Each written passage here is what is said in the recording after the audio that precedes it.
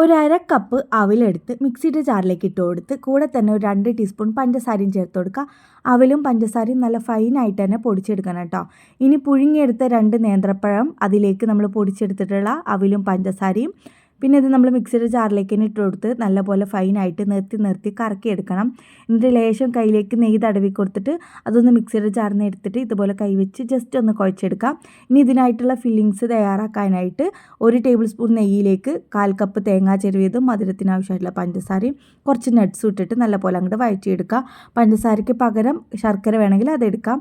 ഇനി ഇതുപോലെ 2 തട്ട് എടുത്തിട്ടുണ്ട്. അതിലേക്ക് ലേശം നെയ്യ് തടവി കൊടുത്തിട്ട് നമ്മൾ പഴവും അവിലും കുഴച്ച് വെച്ചതൊന്നിങ്ങനെ പരത്തി വെച്ച് കൊടുക്കുക. അതിൻ്റെ സെൻറ്ററിലായിട്ട് ഫില്ലിങ്സ് വെച്ച് കൊടുക്കുക.